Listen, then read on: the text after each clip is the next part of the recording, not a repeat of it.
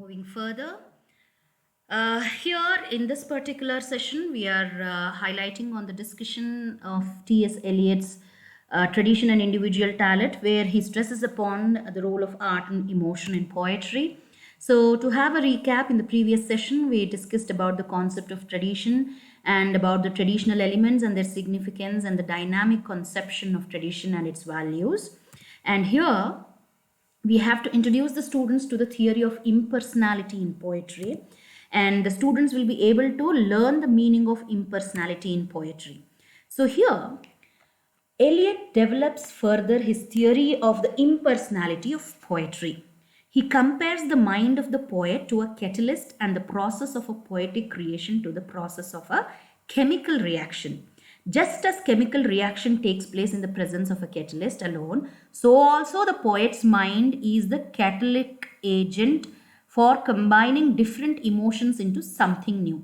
Suppose there is a jar containing oxygen and sulfur dioxide. These two gases combine to form sulfurous acid when a fine filament of platinum is introduced into the jar.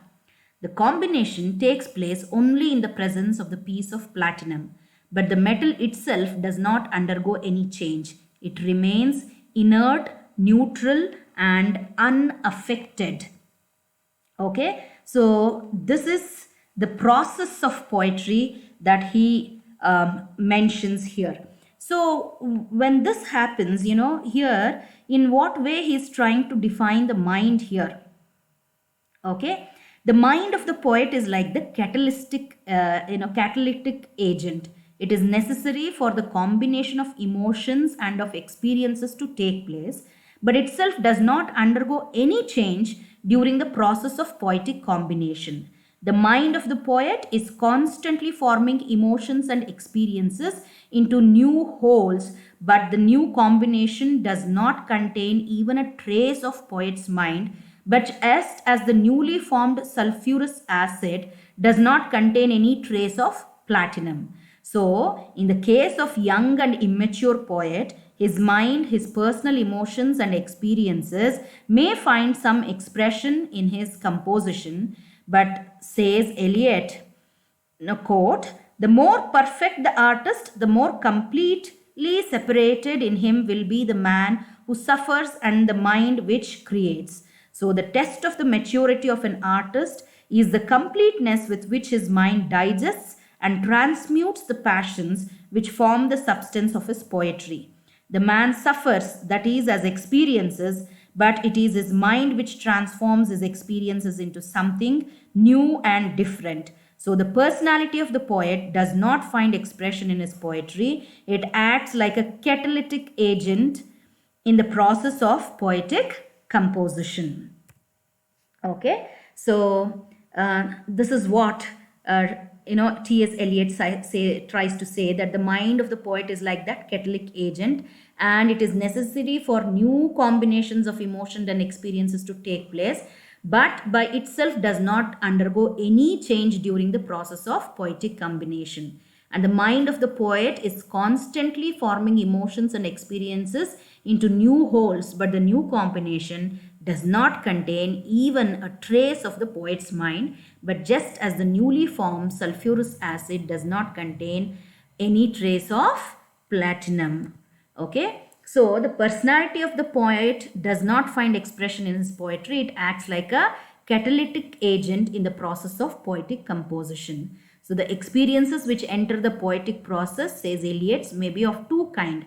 They are emotions and feelings. So poetry may be composed out of emotions only, or out of feelings only, or out of both. Okay, so here what he says is, the experiences which enter the poetic process may be of two kinds, that is emotion or feeling. So poetry may be composed out of emotions or out of feelings or out of both. So T.S. Eliot distinguishes between emotions and feelings, but he does not state what this difference is. Nowhere else in his writing, quote by A.G. George, is this distinction mentioned. Neither does he adequately distinguish between the meaning of the two words. So the distinction should be therefore be ignored more so as it has bearing on his impersonal theory of poetry. So, here, speaking about the intensity of the poetic process, T.S. Eliot distinguishes between emotions and feelings. Okay, the distinction should be therefore ignored, as we earlier discussed. So this poetry is organization of different emotions rather than inspirations. The greatness of the poem does not depend on the greatness or even the intensity of the emotions, which are the component of the poem, but only upon the intensity of the artistic process of the poetic composition. Okay, just as a chemical reaction takes place under pressure, so also the intensity is needed for the fusion of emotions. The more intense the poetic process, the greater the poem. For example, okay, he quotes the famous ode of Nightingale of Keats, which contain a number of emotions which have nothing to do with the nightingale. The difference between art and the event is always absolute. There is always a difference between the artistic emotion and the personal emotions of the poet. Okay, so please remember, students, that the emotion of poetry is different from the personal emotions of the poet. So let me just again brief you about what we are discussing now. See, maybe Eliot compares the poet minds to a jar or replicate in which are stored numberless feelings or emotions which remain there in an unorganized and chaotic form till all particles which can unite to form a new compound are present together. So that is how poetry is organization rather than inspiration. So, okay, in a jar, if there are too many articles and if they are filled there haphazardly, there can be nothing wonderful that comes out. But when it is arranged properly, things will come out. In this way, poetry is also like that. There are many ideas or emotions filled in the poet's mind, and when they are organized properly, a beautiful poetry can be created. And the greatness of a poem does not depend upon the greatness or even the intensity of the emotion, which are the components of poem, but upon the intensity of the process of poetic composition. Okay, just as chemical reaction takes place under pressure, the intensity is needed for the fusion of emotions. Okay, students, the more intense the poetic express, the greater the poem will become. And there is always a difference between artistic emotion and the personal emotion. For example, in this particular thing, Ode of a Nightingale of Keats.